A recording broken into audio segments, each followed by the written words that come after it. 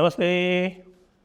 आप सभी से अनुरोध है कि कृपया हमारे चैनल को सब्सक्राइब कर लें, वीडियो को लाइक कर लें। तो उद्धव ठाकरे की शिवसेना जो यूबीटी थी, उस यूबीटी का भी अब खाली यू बचा है, उसका भी बीटी चला गया। यानी ये उद्धव सेना जो थी, उद्धव सेना का नाम रख दिया गया था शिवसेना उद्धव बाला साहब ठाकरे, और उसका जो बाला साहब ठाकरे पार्ट है वो उड़ गया। आज भरसक प्रयासों के बाद भी जो 6 सांसद थे वो 6 सांसद शामिल हो गए शिंदे सेना में, और उनकी प्रेस कॉन्फ्रेंस जिस समय हम बात कर रहे हैं बस उसी समय बस लगभग होने वाली है। और उस प्रेस कॉन्फ्रेंस में वो उपस्थित हो के 6 के 6 बताने वाले हैं कि भाई देखिए, हमने उद्धव बाला साहब ठाकरे को छोड़ दिया। क्यों? क्योंकि उद्धव ने बाला साहब ठाकरे को छोड़ दिया।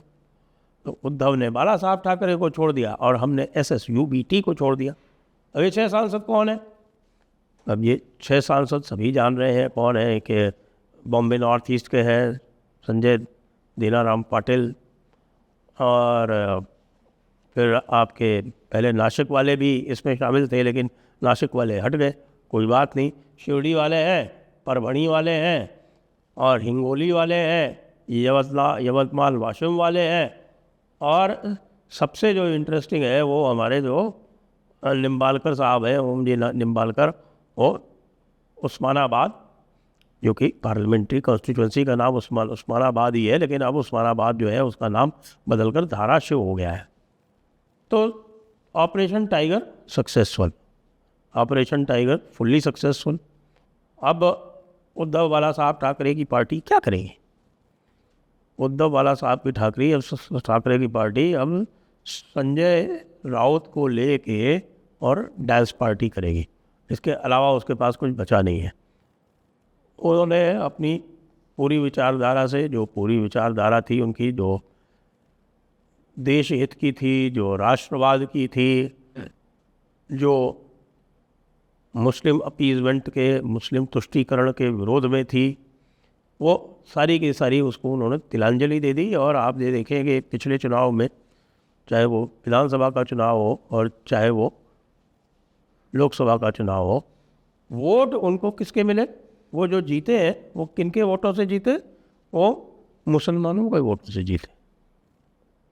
कतिपय हिंदुओं के उनको वोट मिले, लेकिन हिंदुओं के वोट कम हो गए। अधिकतर जो है वो कांग्रेस की जो बेसिक उनकी वोट बैंक थी, उस कांग्रेस की और एनसीपी की वोट बैंक के सहारे जीते। और इसीलिए कांग्रेस और एनसीपी ने उनको किनारे लगाना शुरू कर दिया, क्योंकि वो तो उनके वोट बैंक में ही सेंध लगा रहे थे, अपने वोट बैंक का कुछ भी ला नहीं पा रहे थे। इसकी हमने विश्लेषण किया था, एक बार बताया था कि साहब कि वो जो टोटल उनका 19% वोट बैंक हुआ करता था, उस 19% वोट बैंक का लोकसभा में भी 12% जो थे वो एक नाथ शिंदे ले गए, 7% बचा था। और उस 7% के सहारे वो कुछ यहाँ पर चेंज लाना चाहते थे, वो भी नहीं बचा। केवल ये कह सकते हैं कि विधानसभा में इतनी उनकी इज्जत बच गई कि विधानसभा में उनको एक नाथ शिंदे के मुकाबले ज़्यादा सीटें मिल गई। मिली कितनी? 20। एक नाथ शिंदे को कितनी मिली? 73। उसके बाद क्या हुआ? उसके बाद BMC यानी बृहन मुंबई म्यूनिसिपल कॉरपोरेशन, तो पहले हुआ करता था बॉम्बे म्यूनिसिपल कॉरपोरेशन, तो BMC का नाम BMC रखने के लिए उसको मुंबई की जगह बृहन मुंबई कर दिया। बृहन मुंबई मतलब ग्रेटर मुंबई। तब बृहन मुंबई म्यूनिसिपल कॉरपोरेशन वो उनके हाथ से चला गया, वही उनकी ATM थी। बृहन मुंबई म्यूनिसिपल कॉरपोरेशन जो उनकी ATM थी वो हाथ से चली गई, तो उसके बाद फिर उनके पास क्या बचता था? कुछ भी नहीं बचता। अब उनके पास ना तो पार्टी है, ना पार्टी के अब कार्यकर्ता है, और ना उनके पास BMC है। और अब क्या भविष्य रहेगा इस शिवसेना का? इस शिवसेना का भविष्य इतना ही रहने वाला है कि अब ये जो 3 बचे हैं सांसद, ये 3 सांसद भी कुछ दिनों में यदि एक नाथ शिंदे को ज्वाइन कर ले, तो मेरी बात पर आश्चर्य कतई मत कीजिएगा, कतई आश्चर्य मत कीजिएगा। कारण क्या है? कारण है उद्धव ठाकरे जो है वो अभी भी औरंगज़ेब की तरह व्यवहार करते हैं। न किसी से मिलना, न किसी से बात करना, न किसी से फ़ोन करना, न मातोश्री के बाहर जाना, कोई संपर्क ही नहीं है।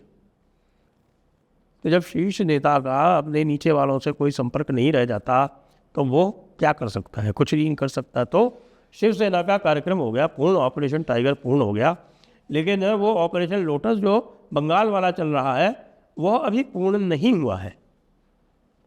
वो अभी पूर्ण नहीं हुआ है। वो पूर्ण इसलिए नहीं हुआ है कि अभी तक वो जो 20 सांसद हैं, वो जो निकल के आए हैं, वो उनका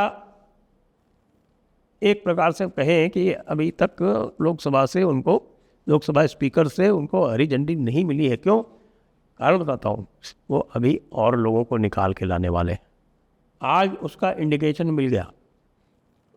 आज पश्चिम बंगाल का बजट जारी हुआ और उस बजट में 4 नए ज़िले अनाउंस किए गए। 4 नए ज़िले कौन से हैं? और 4 नए ज़िलों में नॉर्थ 24 परगना और साउथ 24 परगना का बाइफर्केशन किया गया। उसमें बशीरहाट को एक ज़िला बनाया गया। बशीरहाट को ज़िला बनाया गया। बशीरहाट को क्यों ज़िला बनाया गया? क्योंकि बशीरहाट का उपचुनाव होना है और बशीरहाट का उपचुनाव होना है। बशीरहाट को ज़िला बना के वो पूरा का पूरा नैरेटिव चेंज कर दिया। अब ममता दीदी जो है वो बशीरहाट से उपचुनाव लड़के देख लें। बशीरहाट से उपचुनाव लड़के वो अब कुछ नहीं कर पाएंगी। बशीरहाट को तो पहले ही बिना मांगे एक उपहार दे दिया। एक उपहार दे दिया भारतीय जनता पार्टी ने। बड़ी प्रशंसा हो रही है जो बजट आज स्वपन दास गुप्ता ने पेश किया बंगाल के विधानसभा में। दूसरी एक प्रतिमा मंडल है मथुरापुर की। सुंदरबन अलग से जिला बना दिया गया। सुंदरबन निश्चित रूप से बहुत ही एक निगलेक्टेड पार्ट है, बहुत ही उपेक्षित क्षेत्र है पश्चिम बंगाल का। और उस उपेक्षित क्षेत्र में जयनगर और मथुरापुर ये 2 कॉन्स्टिट्यूंसी आती हैं। तो जयनगर का तो पहले ही कल्याण कर दिया था। देखिए जयनगर वाले जो थे बॉपी हालदार, वो पहले ही 20 में सम्मिलित हैं, लेकिन बची थी वो प्रतिमा मंडल। अब प्रतिमा मंडल को भी आकर्षित कर लिया गया है सुंदरबन जिला बना के। तो फिर एक आरामबाग हुगली में से निकलेगा। वो तो हुगली और हावड़ा का कुछ क्षेत्र भी आरामबाग में आ सकता है। आरामबाग एक जिला बना दिया गया है और एक जिला और बनाया गया है, मुझे ध्यान नहीं आ रहा। चौथा जिला जंगीपुर बनाया गया। जंगीपुर मुर्शिदाबाद से निकाला जाएगा। मुर्शिदाबाद के भी 2 भाग हो जाएंगे।